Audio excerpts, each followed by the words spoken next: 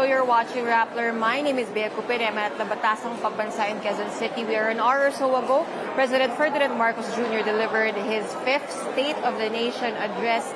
Ito ang penultimate, second to the last na Sona ni Pangulong Marcos. He started off strong by announcing that former House Speaker Martin Romualdez, his cousin, his longtime close aide and ally, would soon be facing charges related to the alleged flood control corruption. Now, if you remember, just 1 year ago during Sona 2025, inasa likod pa ni President Marcos si former House Speaker Martin Romualdez because, again, at that point, he was still the leader of the lower chamber of Congress.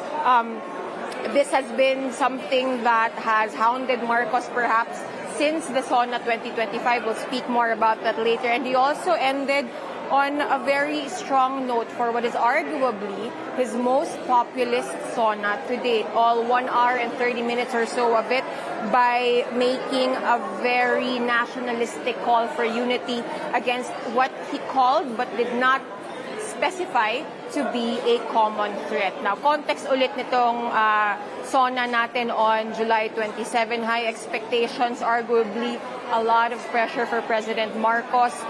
Surveys prior to the July 2026 Sona indicate na medyo mababa pa rin yung trust and performance rating sa kanya, even if they have since recovered from a low earlier in the first quarter of 2026. This, in a way, is a cap to a very tumultuous 2025. Quick recap lang ng 2025. We started February 2025, the Marcos administration decided to send former President Rodrigo Duterte to The Hague, where he now awaits trial in relation to a case of crimes against humanity in connection to his bloody drug war. And then, in May 2025, yung midterm elections, medyo napahiya ang admin coalition. They did not win the number of seats that they were hoping for. And since there, tuloy-tuloy na nagkawatak-watak yung once vaunted Marcos Duterte coalition that propelled him to the presidency in 2022. Now, again, to zoom forward or a little backward to Sona 2025, Marcos made a splash by calling out fellow politicians, legislators, and private contractors who had profited of substandard or even non-existent flood control projects. If you recall, in July 2025, as the Sona was ongoing, parang the Philippines was still reeling from the effects of days of heavy rain and flooding, again, putting a spotlight on the corruption, or at least the effects of alleged corruption because of flood control, related to these flood control projects. In a way, no, parang typically kasi you don't see corruption as a top issue in most polling or most surveys, but you could think of this also as Marcos being a victim of his own success, right? In using the bully pulpit of the Sona 2025 to highlight yung flood control corruption that he said at that point, parang they were only, the more that they dug into it daw, the more that they discovered more and more, deeper and deeper corruption. Now, heading into the 2026 Sona, to nobody's surprise, yung top issue talaga, according to a survey, is one, they wanted to hear President Marcos speak about how his administration has thus far been handling or been pushing forward its anti-corruption goals. In relation to that, yung second top na issue they wanted to hear from the President was how his administration has been handling the flood control corruption issue. Third to that, surprisingly, kasi usually nga ito yung top, is yung cost of living, basically, yung the struggle of the average Filipino because of rising inflation, because of the rising cost of goods. Now, he spoke a lot about this during the Sona. If you recall, to add to the tumultuous 2025 that carried on to a rather difficult 2026, not just for the Philippines, but the rest of the world, in late February 2026, the U.S. and Israel launched a war on Iran.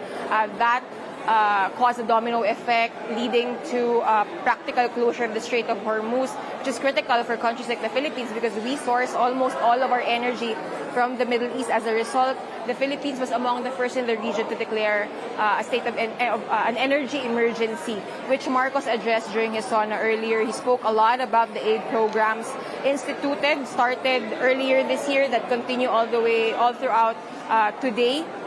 As the Sona was ongoing, he spoke a lot about the work the Philippines has done bilaterally to secure alternative and urgent sources of energy and oil and even fertilizer, no? But he also spoke of a longer vision to work, again, bilaterally and even multilaterally with different institutions and different organizations.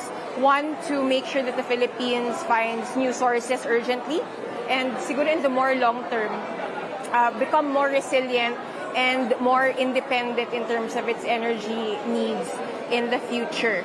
Again, jumping on the cost of living difficulties that a lot of Filipinos are experiencing, there was a resounding round of applause from the audience, composed of legislators, both allied and not allied, admin officials, of course, the diplomatic corps, and even military uniformed personnel rather, when Marcos spoke of the urgency or the need to introduce tax relief for the middle class, specifically i-expand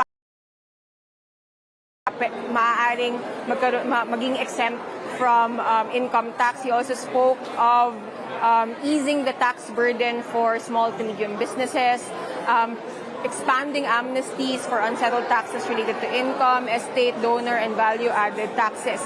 Again, related to the rising cost of living, umani din ng palakpak or ng masigabong palakpakan si Marcos when he spoke of the need to remove yung system loss charge for the average Filipino. He did not just urge Congress to amend EPIRA, but he demanded that Congress amend EPIRA. We'll see how the upper and lower chambers respond to that call of the President. He also spoke of developments in industry, mas long-term ito kung baga. A lot of economic managers, officials in government, even diplomats have been expressing worry about the middle income trap, especially now that the Philippines has been officially upgraded to an upper middle income economy.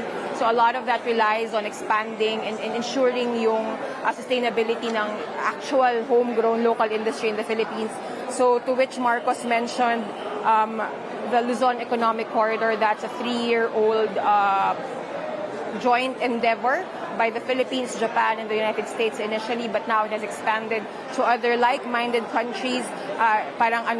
Development corridor, as the name would imply, in Luzon. He also mentioned, to add to that, yung PAC Silica. But that is one of the things, I think, that will necessitate follow-up questions for not just Marcos, but his economic managers, even his environment secretary, right? Kung ano ba exactly, what does signing into PAC Silica entail for the Philippines? Of course, Marcos also mentioned reforms in his vision for health, education, even mental health of the youth, agriculture. In effect, this is him placing a baseline for the remaining 2 years of his administration. Now, I may be biased because I cover foreign affairs or defense, but what really was striking from this Sona, aside from, again, starting off strong by announcing the charges were forthcoming against former House Speaker Martin Romualdez, was that the extent of which Marcos spoke about foreign policy and geopolitics in this Sona. You have to understand that typically the Sona is limited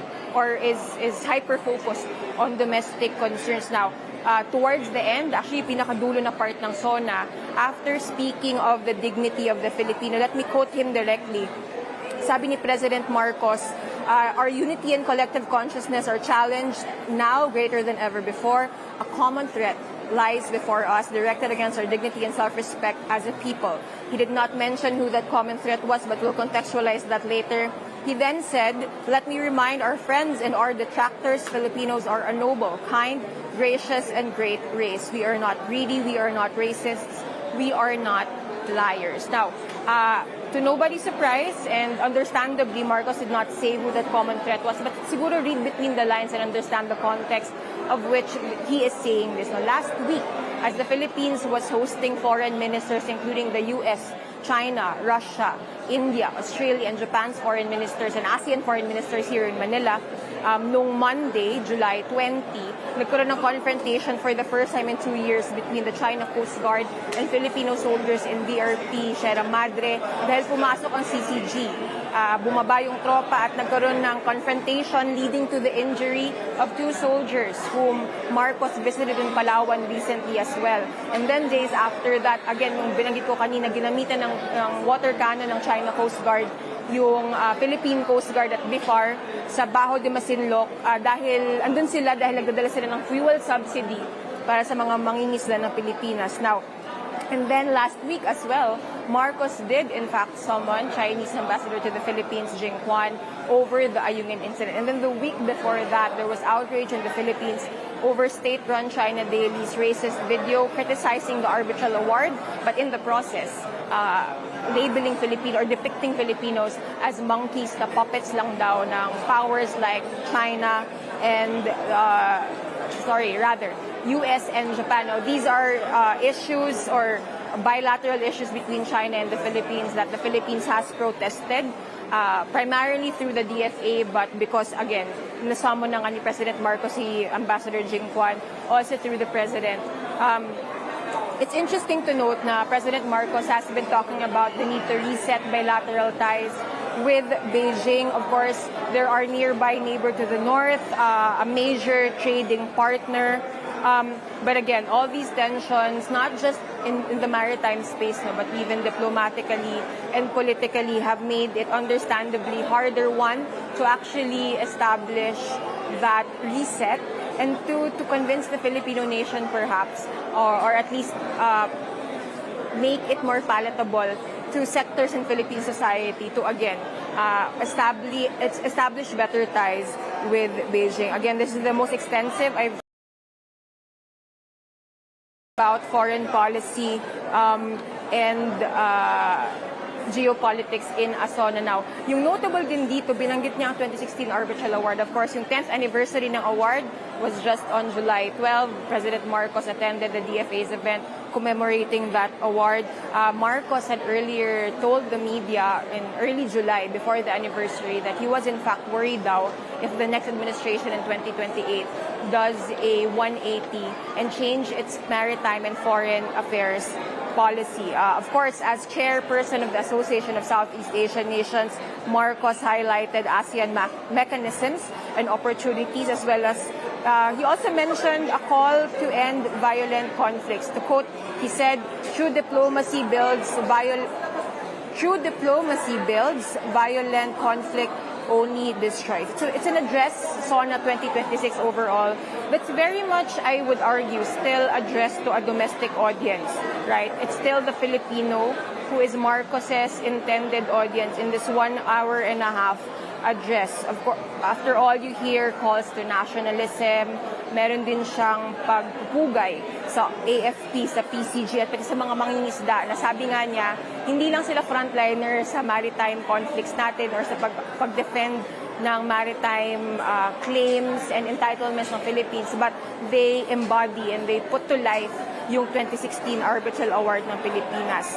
In a way, this Sona signals to the world how Marcos sees his place in the Philippines in his last 2 years of his presidency, but also how he sees Manila fitting into the world, into the region, into ASEAN, and into a world that has been described many times by the President himself as turbulent. Gusto ko lang alalahanin kanina yung quick na interview with Benhur Abalos, former DILG, ngayon ay Cabinet Secretary ng Pangulo.